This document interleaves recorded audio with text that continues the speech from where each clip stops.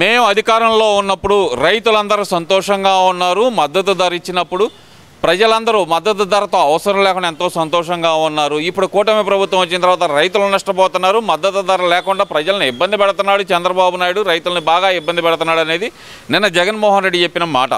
నాకు తెలియక అడుగుతున్నా, చంద్రబాబు గారు, లోకేష్ గారు, పవన్ కళ్యాణ్ గారు ఎంత కష్టపడుతున్నారు చూస్తున్నారుగా. ఫోటోషూట్ల కోసమేనంట కదంతా. ఫోటోషూట్ల కోసం అయితే నైట్ 12:30 దాకా బాబు గారు కూర్చోవాల్సిన అవసరం అయింది. ఆ తర్వాత లోకేష్ గారు నైట్ 24 గంటలు కూర్చోవాల్సిన అవసరం అయింది. నిన్న పవన్ కళ్యాణ్ మరి నీకులాగా బ్యారేజీకి అడ్డం పెట్టుకొని నిలబడవచ్చు కదా.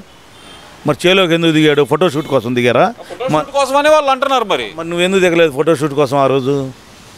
అంటే నీకు చేత కాలేదా? గవర్నమెంట్ నడపడం చేత కాలేదా? ఆ రోజు చేలోకి ఎందుకు దిగలా నువ్వు? నేను సామాన్య కార్యకర్తకు అడుగుతున్నా, ఆ రోజు నువ్వు ఎందుకు దిగలేదు? ఆ రోజు నువ్వు ఎందుకు దిగలా? మరి నువ్వు బ్యారికేడ్లు అడ్డం పెట్టుకొని చూసావు కదా, టెంట్ వేసుకున్నలా. మరి అది దాన్ని ఏమంటారు?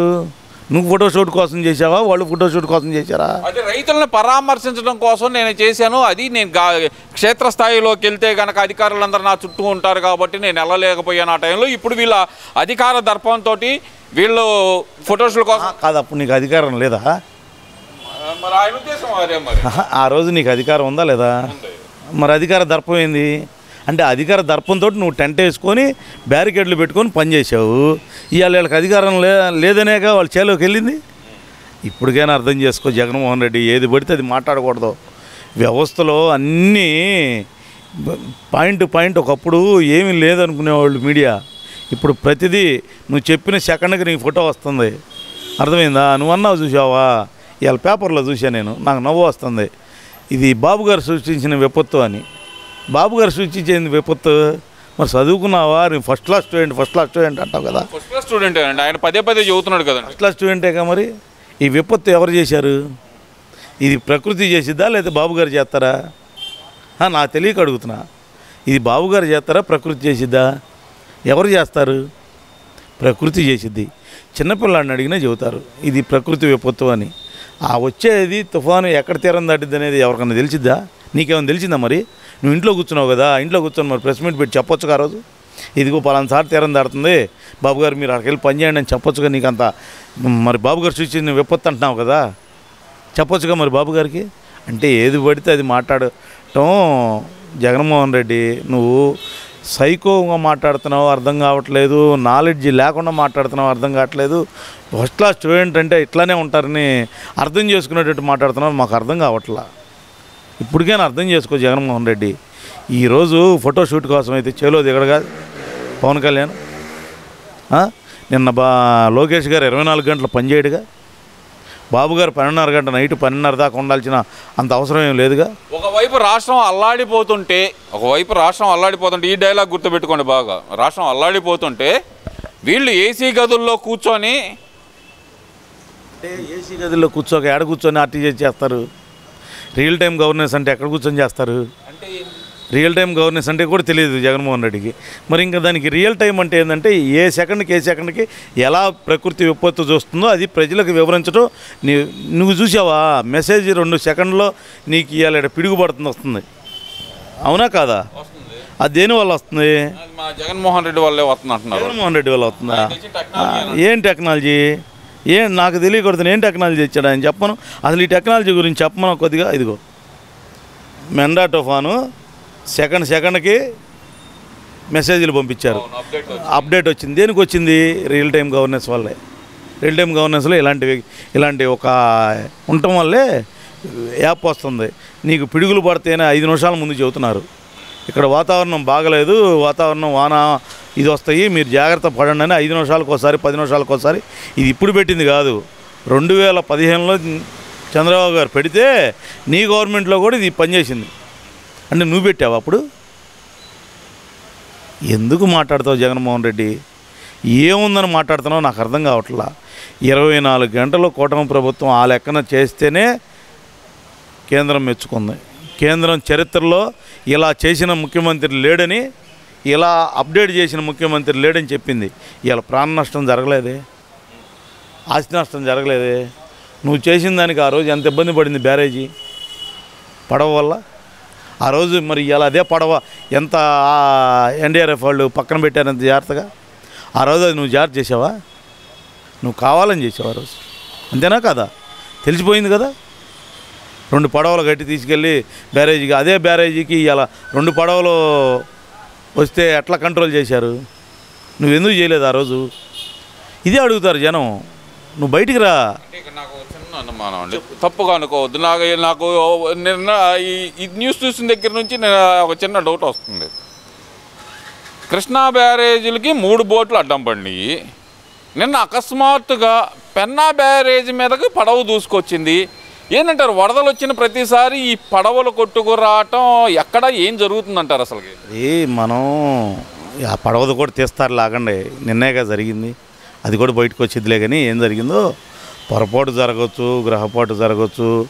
జగన్మోహన్ రెడ్డి ఆ రోజు పొరపాటు జరిగిందని అందరూ అనుకున్నారు. తర్వాత ఏమైంది? గ్రహపాటు తెలిసింది కదా. తెలిసిందా తెలియలేదా? తెలిసింది కదా. ఇది కూడా అలానే బయటకు వస్తుంది. అయినా సరే అప్రమత్తంగా ఉంటానే ఇవాళ బ్యారేజీకి ఏం ఇబ్బంది కాకుండా ఆగింది సంగం బ్యారేజీకి. ఇదంతా కాదు, మానవ తప్పిదం వల్లే, చంద్రబాబు తప్పిదం వల్లే ఈ విపత్తులన్నీ వస్తున్నాయి. ఇప్పటికీ 16 నెలల్లో 16 విపత్తులు వచ్చినాయి. చంద్రబాబు ఏం ఆదుకున్నాడు ప్రజల్ని అంటున్నాడు కదా మరి జగన్మోహన్ రెడ్డి. ఏం ఆదుకున్నా అంటే ఏం ఆదుకోవాలి? ఏం ఆదుకోవాలి నాకు తెలియగడుగుతుంది చెప్పండి. మత్స్యకారులకి 50 కిలోల బియ్యం, పప్పు, ఉప్పు అన్నీ ఇచ్చారుగా. అదే మామూలుగా వీళ్ళకి 25 కేజీలు బియ్యం ఇచ్చారుగా, పప్పు ఉప్పు ఇచ్చారుగా, బంగాళదుంపలు, ఆయిల్ కూడా ఇచ్చాడు కదండి. ఏమి ఇచ్చాడు? యాడిచ్చాడు? నాకు తెలియకూడదు. చూపించండి ఒకసారి, ఒక ఫోటో తీయండి. ఇచ్చాడేమో? ఎక్కడన్నా ఇచ్చాడా? ఏదన్నా జరిగింది విపత్తు, సడన్గా డబ్బులు లేవు, 1000 రూపాయలుగా డబ్బులు కూడా ఇచ్చారుగా. ఇచ్చారా? ఇవ్వలేదు స్పాట్లో. ఎందుకు ఇచ్చారు? పాలు అవన్నీ కొనుక్కోవటానికి ఇచ్చి, ఉప్పు నిప్పు అవన్నీ ఇచ్చారు, బియ్యం ఇవన్నీ ముందు మనిషి బతకడానికి. అంతేగాని నువ్వేమి ఇచ్చావు? ఎక్కడ ఇచ్చావు? ఎప్పుడు ఇచ్చావు? మేమైతే కనుక ముందు జాగ్రత్తలు తీసుకోవటం వల్ల అప్పుడు మేము చాలా ఆదుకోగలిగాం ప్రజల్ని. ఇప్పుడు చంద్రబాబు నాయుడు అన్నా ఏం ఆదుకున్నారు? మీరేమన్నా ఎక్కడన్నా సరుకులు పంచారా? ఎప్పుడు ఏం పంచారు? మాకు చూపించండి ఎక్కడన్నా ఒక ఫోటో.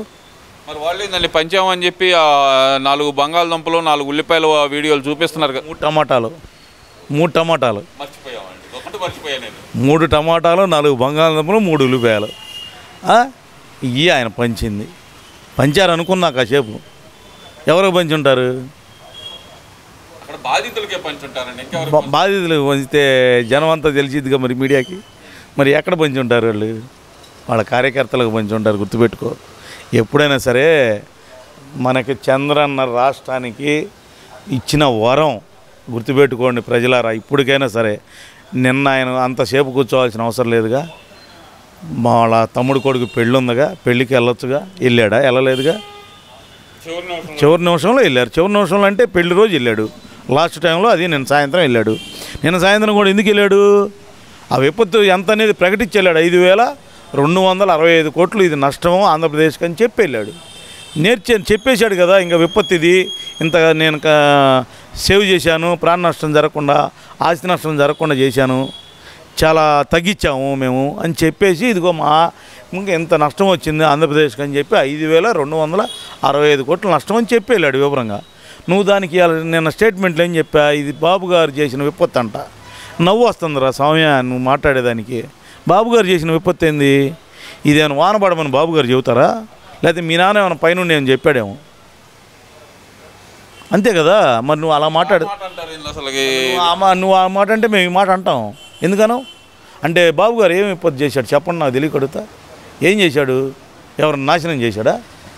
12:30 గంట అర్ధరాత్రి పూట 12:30కి వెళ్ళాడు సచివాలయం నుంచి. ఆ తర్వాత లోకేష్ గారు 24 గంటలు పనిచేశాడు. ఆ తర్వాత పవన్ కళ్యాణ్ గారు నిన్న రాజశేఖర రెడ్డి గారిని ఎందుకు తీసుకొచ్చారండి మీరు? అంటే ఆయన అన్నాడు కదా విపత్తు బాబు గారు చేశారని. మరి ఆ లెక్కన మరి వాళ్ళ నాన్నగారు చేసి ఉండొచ్చుగా, మేము అనాలిగా. ఈ నడిదిరికి ప్యాలెస్ నుంచి రాలేదనుకో, మరి ప్యాలెస్ బయట ఉంది ఆయనేగా.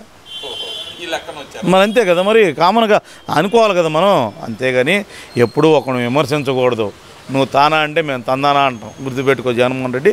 ఈ రోజుల్లో కాలం ఎప్పుడూ ఒకేలాగా ఉండదు జగన్మోహన్ రెడ్డి, అది నేర్చుకో. నీకు చాలా చెప్పారు, చాలా జరిగింది అనుభవం, అవమానం కూడా జరుగుతుంది. అయినా సరే నిన్న మీ వాళ్ళు జూమ్ మీటింగ్లో తప్పెట్లు కొడుతున్నారు నువ్వు చెప్పిన దానికి. తప్పెట్లు ఎందుకు కొడుతున్నావు నాకు అర్థం కాల.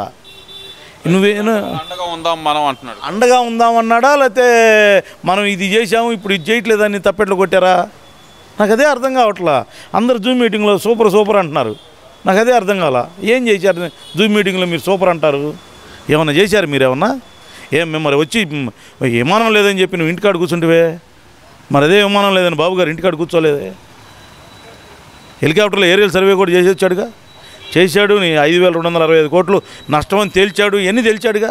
నువ్వేం చేసావని ఇంట్లో కూర్చొని ప్రెస్ మీట్ పెట్టమా, ఇంట్లో కూర్చొని జూమ్ మీటింగ్ పెట్టమా, మీ వాళ్ళు దానికి క్లాప్స్ కొట్టడమా? ఇప్పుడు కానీ సరే జ్ఞానం ఉందో లేదో నాకు అర్థం కావట్లా. నేను ఫస్ట్ క్లాస్ స్టూడెంట్ అంటావు. ఏం ఫస్ట్ క్లాస్ స్టూడెంట్? ఇదే ఫస్ట్ క్లాస్ స్టూడెంట్ది. లాస్ట్ బెంచ్లో కూర్చున్న వ్యక్తి కూడా మాట్లాడాను నీలాగా.